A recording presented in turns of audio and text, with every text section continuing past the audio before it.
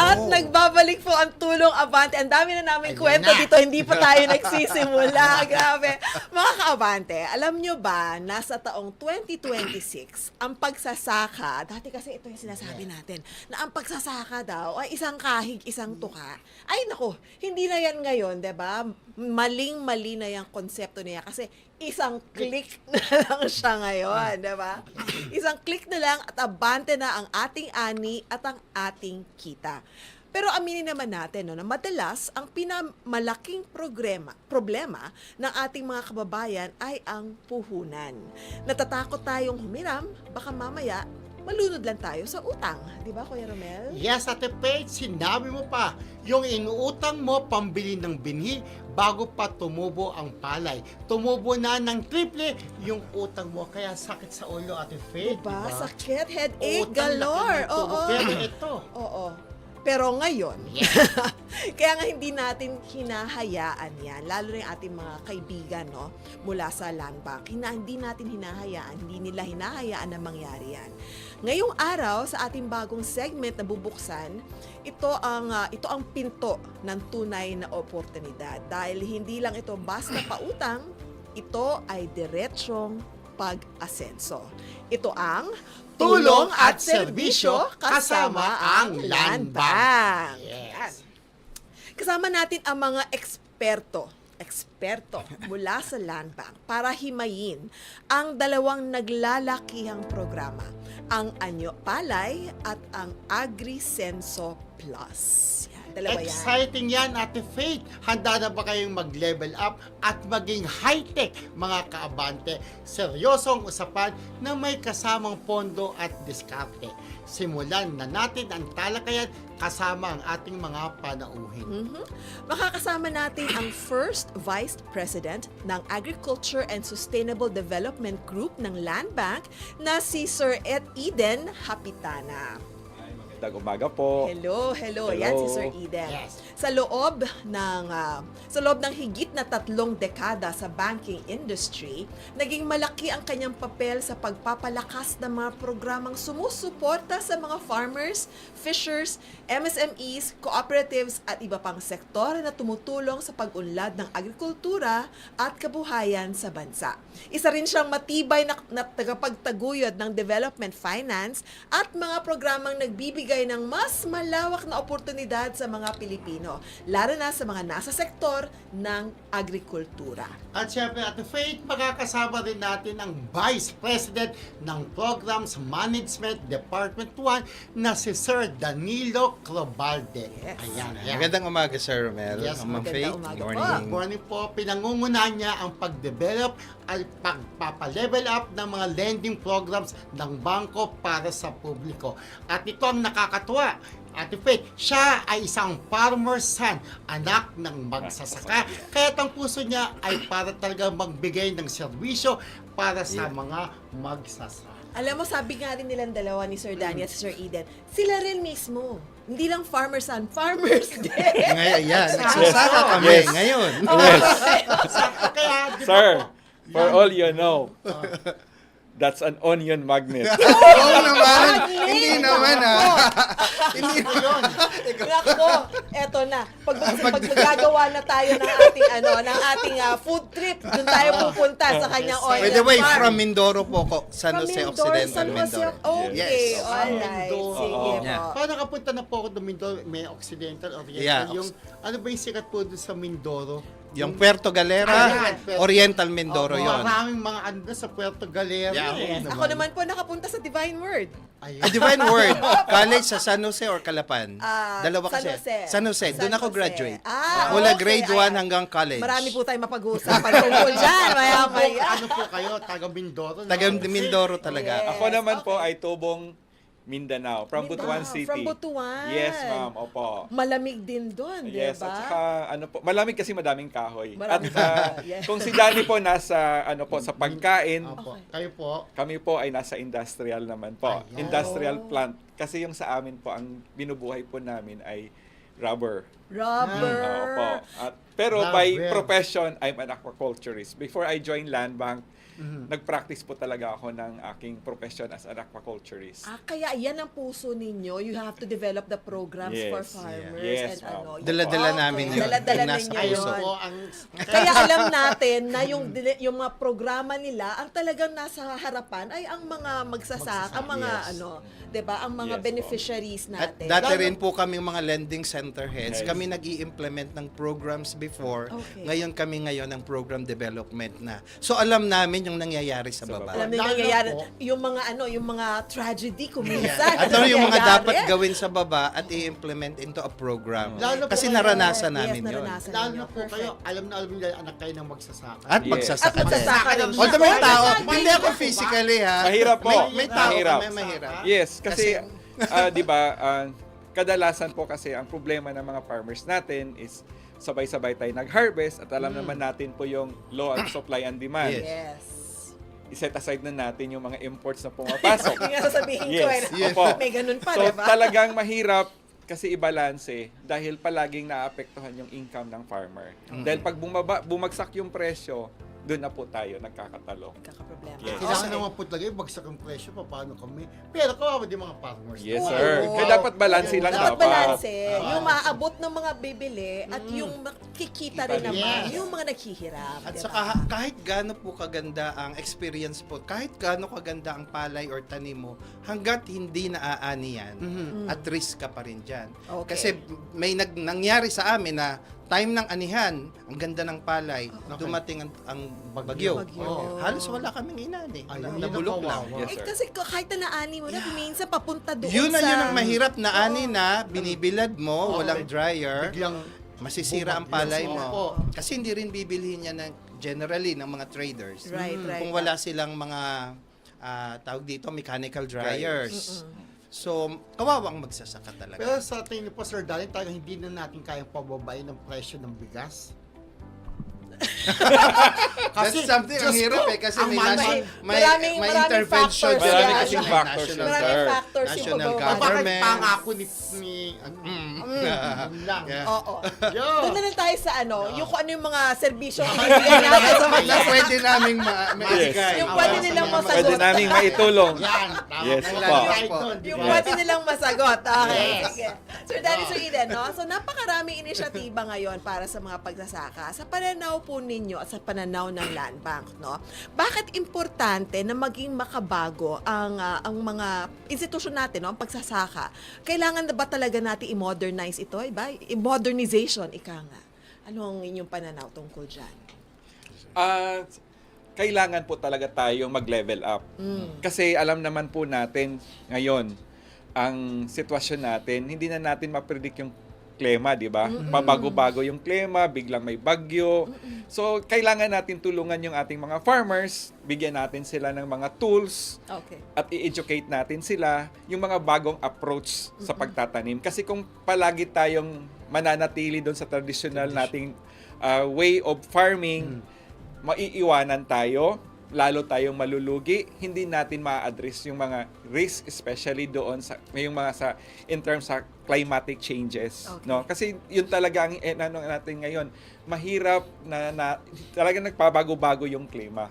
So kailangan din natin mag-adapt doon at kailangan nating gawa ng paraan para ma-level up natin at ma-improve din yung ating farming ways. Okay. Ah, So, level up and yeah. improve farming Kasi, ways. Paano Oo. po ba yung pag-level up? Yeah. Oo, Kasama yes. kasi doon para ma-improve natin yung production, we have to adapt technology and we have to use minsan yung satellite, yung technology doon Okay. para malaman natin kailan ba yung tamang pagtatanim, Okay. kailan yung araw na dapat kang mag-apply ng fertilizer, ng ano kasi minsan At nasasabi hindi na natin yan ngayon. At Unlike nalalaman dati. na yan. Okay, Napipredict na natin. yan. Okay. Actually, within the day, merong technology ngayon, malalaman anong araw, anong oras, kung saan malakas ang hangin. So, hindi siya advisable na mag-spray ng chemical. Otherwise, masasayang lang.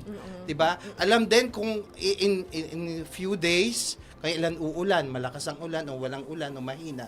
That's the time naman to apply yung fertilizer. Okay. Yun yung mga farming technology with the aid or help ng mga satellite-based cropping calendars natin ngayon. Okay. Nape-predict po ba yan? Yes, sir. Yes. Ano Yes, yan? sir. Alam niyo po, di ba sa Pag-asa, may mga models Okay. tayo. Di ba pag may parating na bagyo, mayroon sila sabi, saan dadaan, Opo, kanino yung signal number 1, kanino Oh. mapunta yung signal number 2 doon sa mga areas. So, meron kasi mga models, sir. So, with the use of that models, pwede din nating i-predict. Sinabi ni Danny, kailan uulan, anong oras uulan, malakas ba ang hangin. So, yun, naka-incorporate yun doon sa mga makabagong technology sa mga farming techniques. At area specific po siya. Okay. Hindi siya yung malaking area.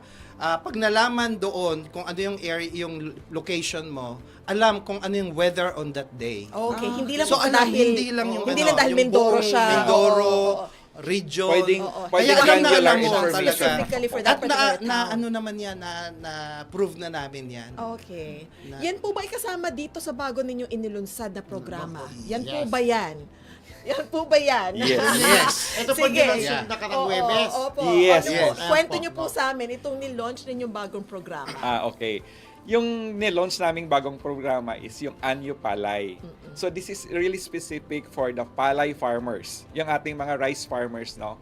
So ito po ay we work with the Agricultural Credit Policy Council ng Department of Agriculture. Bali na top po ang land bank na magiging lending conduit. So ano bang lending conduit? So kami po yung magpapautang, mangungulekta of course. Kasi may utang dapat babayaran sa mangungulekta.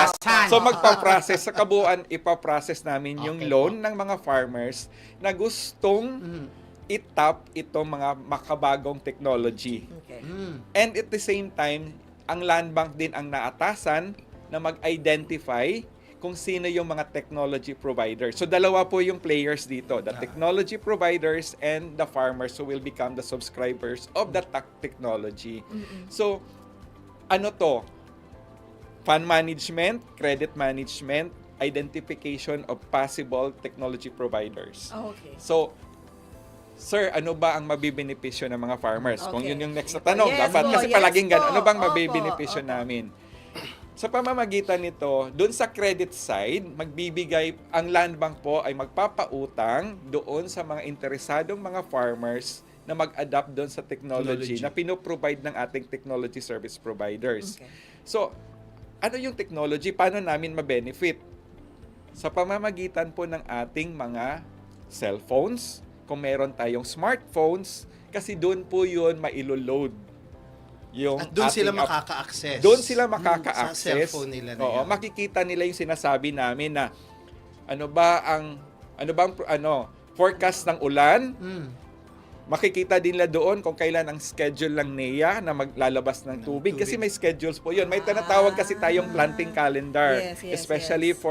for irrigated farms. So si NEA may schedule siya. So malalaman mo na on this period, kailangan ko nang mag-prepare ng aking taniman dahil dapat tatimingin ko kasi maglalabas siya ng tubig. Okay. So may mga ganun po.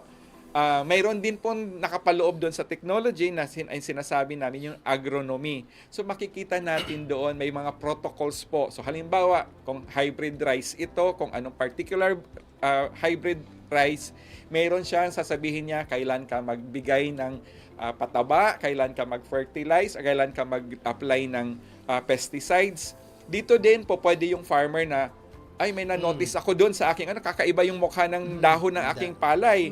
So pipicturean mo 'yon, papadala mo doon sa service providers dahil may mga agronomists sila, may mga plant specialists sila.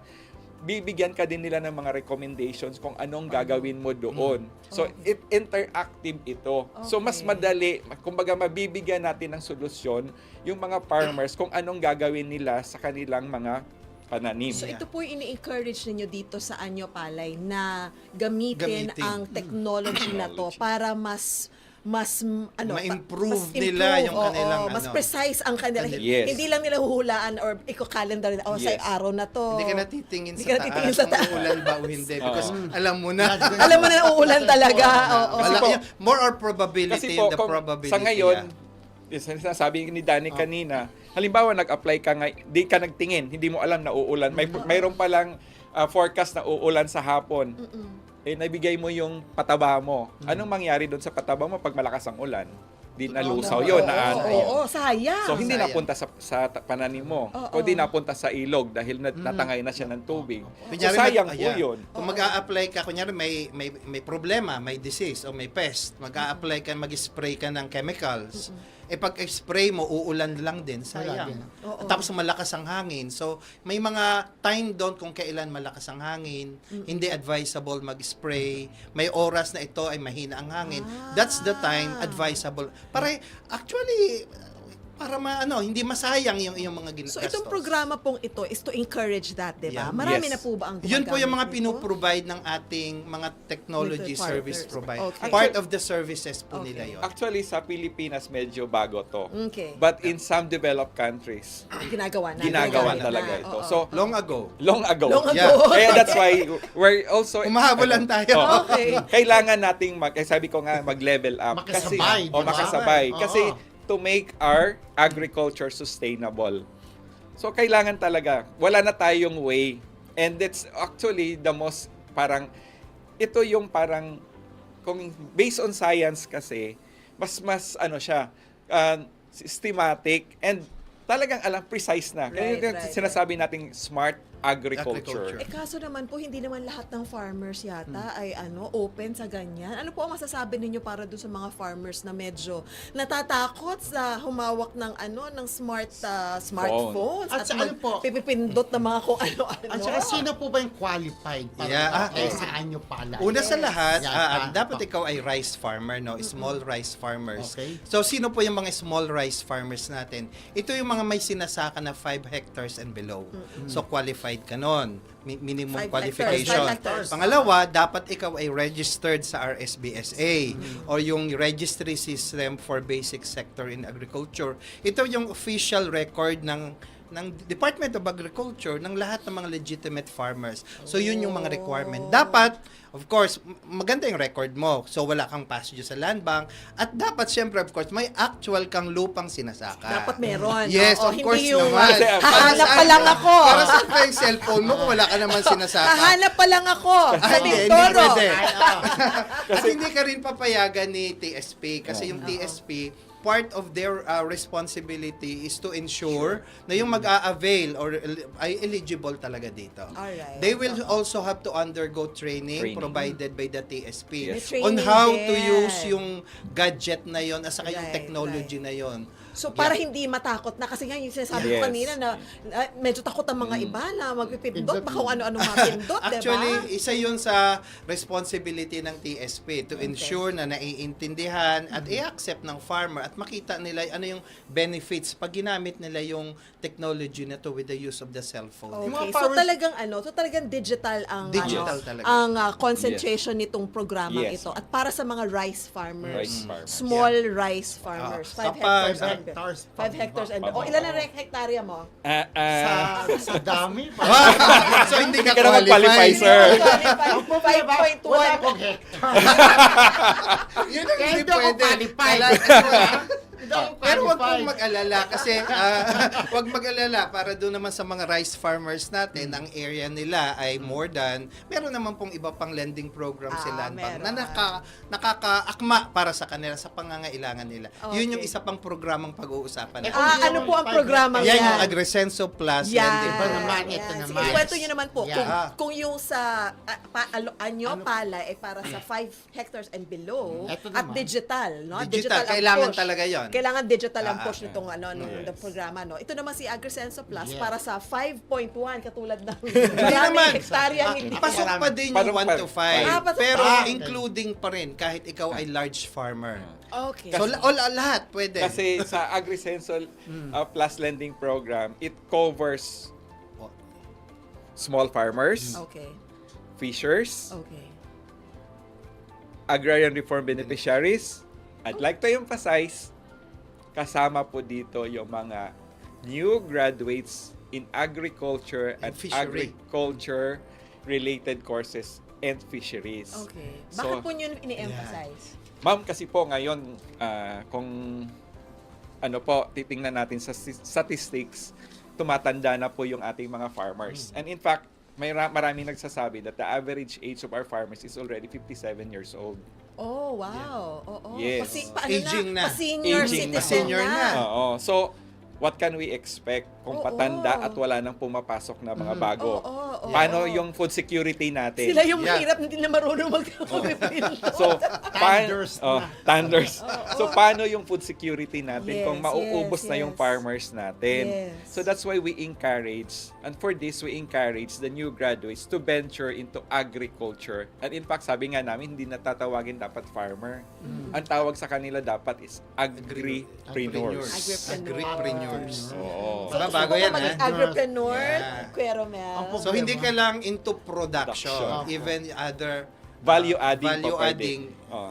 kasama na. Kasi para sa- ma-utilize mo at ma-maximize mo yung So, opportunities production and meaning income. yung pagsasaka or pagpapalaki ng mga isda. Yeah, yes, Oo. production. Oo, that's production. Or yung Yung processing. Value pag-process. adding, oo, i-process mo siya. Processing siya. Yung kung gagawin mo siyang dried fish. Ganyan. yes, yan, yes. oo. And I'd like to Or dalhin emphasize. sa market. Yes. Lagyan ng brand. Yes. Ganyan. And I'd like to emphasize that for the Agri-Senso lending program, mayroon itong special rate for those Yes. specific clients of the bank. Yung small fishers, ARVs at saka new graduates.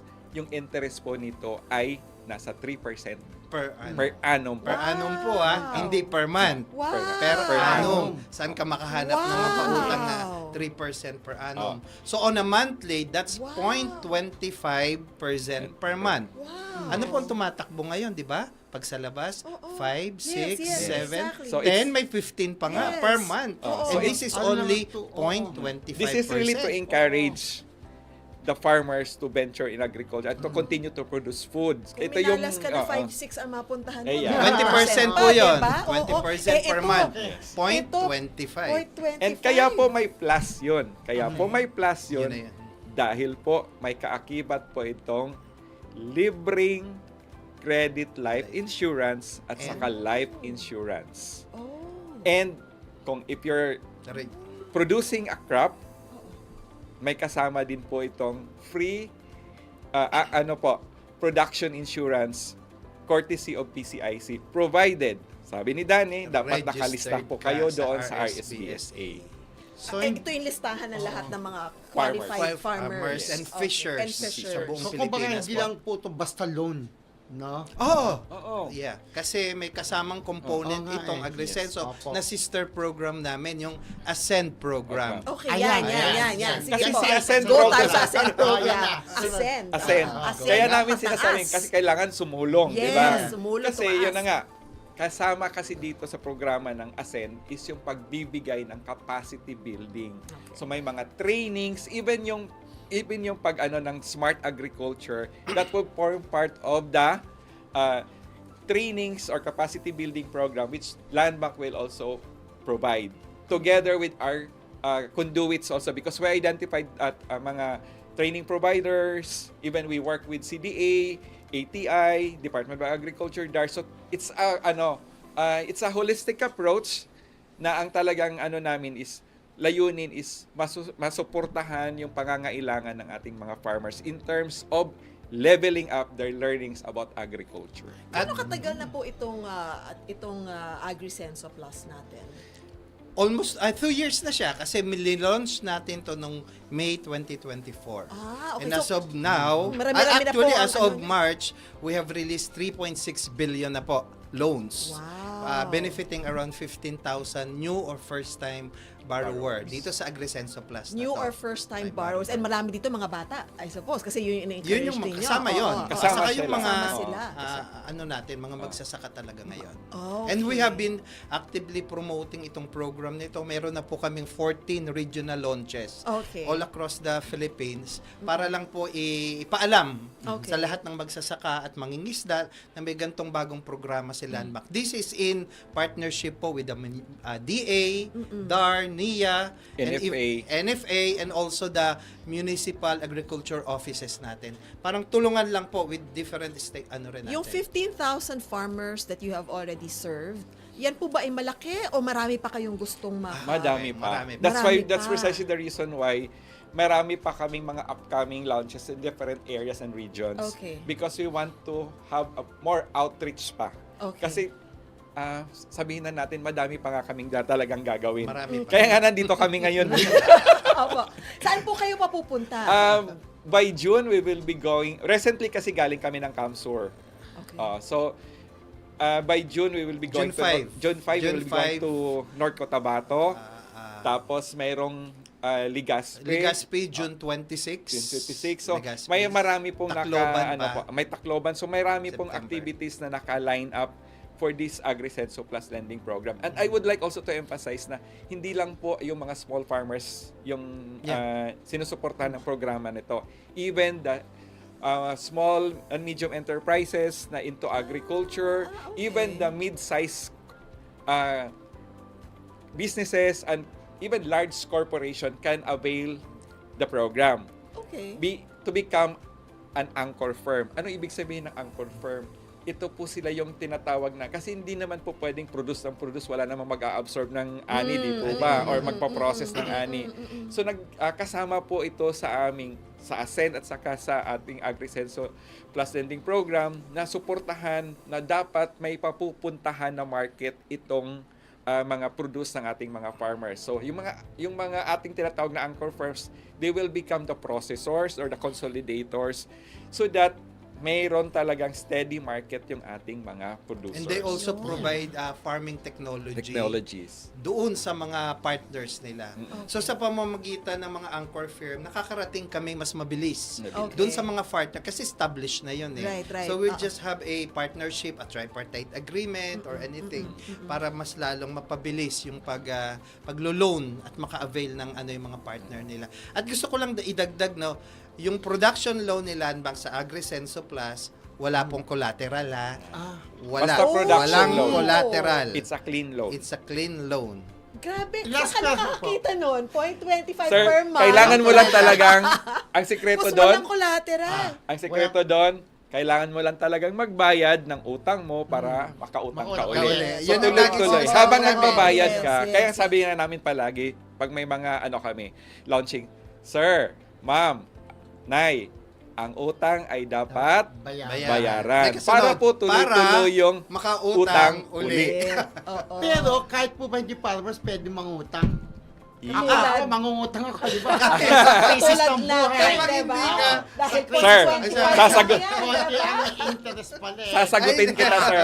Sige po, sige po. Ah, Kami ni Kuya Romelto, hawak kamay kami. Mag-a-apply na kami ngayon. Sir, sasagutin kita dyan. Itong AgriSenso Plus Lending Program, ito po yung ginawa namin. Kasabi ko nga kanina, flagship program ng Land Bank para po sa agrikultura. Now, hindi pa, sir, mayroon pa, hindi pa ako tapos. Agrikultura.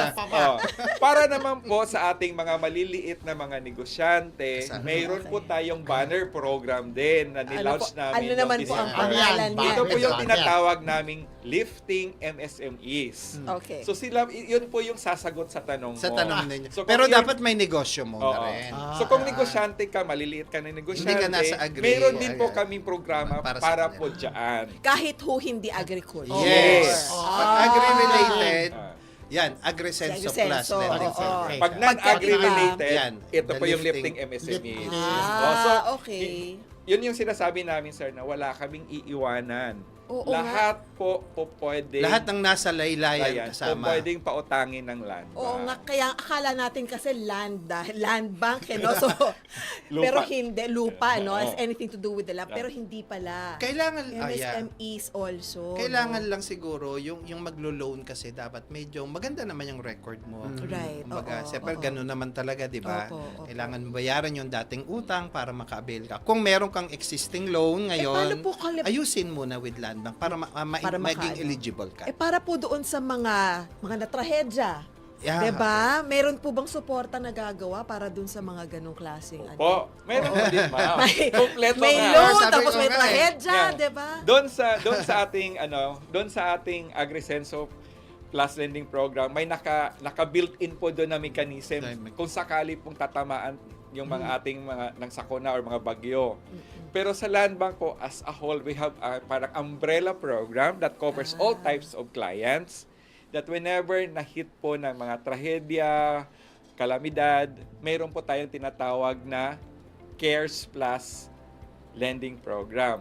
So Okay. ito po yung sinasagot natin na kung kailangan po na i-restructure dahil hindi siya makakabayad, dahil na nasalanta, natamaan yung mga pananim niya, or yung even yung negosyo niya, hindi siya nakapag-negosyo, di natuloy-tuloy dahil may disruption dahil nga nabahaan or ano, mayroon po tayo mga ginagawang mga restructuring programs. So, but the approach, of course, is on a per borrower basis. But So, rest i-assess siya assured, on a case-to-case. yes, Opo. yes, case to case. Pero dapat valid yung reason mo. Oo. Hindi mo sisinungaling So, na kaya ganon. so may solusyon pa din doon sa mga problema na kung mga ganong klaseng problema. So talagang serbisyo talaga, Yes. 'di ba? Serbisyo Hindi at sa tulong. mga magsasaka sila magpapautang, di ba? Oo, at buong hindi lang utang, no? Oo. Talagang capacity building nga talagang Yeah. tinutulungan Package pa to ensure siya, na eh. maging successful. Yes. Hindi ba? Hindi lang mabayaran kundi maging successful ang ultimate yung goal agripreneur. the reason why we provide capability building programs to our clients because we want na sustainable yung negosyo Yes. nila at Yes. makakabayad sila. Yes, Yeah. yes. Kasi nation building din Yes, po yan. yes. Dito. Alam nyo, gustong-gusto pa namin makipagkwentuhan po sa Ay, inyo. daming kwento, Kaya diba? kulang na po kami Dapat sa ito, oras, mga sayang. 3 oras ito diba? Mahabang kwento. So, Tip of the oo. iceberg pa lang Ang dami tayo, na natin ah. natutunan Yeah, with oo. that 30 minutes Kaya lang yun nga, spent hindi ako with them. makakapagload dahil wala akong business. Ayun na. Kaya At wala mag-business kang na ako. lupang Walang sinasaka. lupa. Ayun lang. 5.1 hectares. So large ka na. Large na siya. So maraming salamat po, Sir Eden Hapitana. Maraming salamat po. Yeah. And Our pleasure. Sir Danilo Crobalde, maraming Yeah, salamat po sa Maraming inyong salamat pagdalaw dito sa aming programa. At makikilala naman namin ang mga beneficiaries pa ng Land Bank. Yun naman ang susunod natin Yes. na makikilala sa susunod na mga linggo, Yeah. Kuya Romel. Yes, again, maraming salamat po sa inyo. At asahan po nyo na sa mga susunod na linggo, mas marami pa tayong pag-uusapan tungkol sa mga programa at serbisyo ng Land Bank. Hindi lang yon, makikilala rin natin ang mga natulungan na ng Land Bank sa kanilang iba't ibang programa at malalaman din natin kung paano nila na ibabalik sa community ang tulong na kanilang nakuha mula sa Land Bank. Malalaman natin lahat yan dito sa ating segment na Tulong at serbisyo kasama ang Land Bank. Kaya naman, magkapit-bisig tayong lahat sa pag-abot ng tulong at paghatid ng pag-asa. Dahil bawat hakbang pasulong ay hakbang rin patungo sa pagbabago. Salamat sa inyong oras, suporta at malasakit at pagsama sa amin para sa makabuluhang talakayan. Ito ang programang naglilingkod, nakikinig at kumakapit sa bawat kwento ng pag-asa at pagtutulungan. Ito ang Tulong Abante! Thank you po, Yes, Sir Ilan. maraming salamat Maraming po. thank you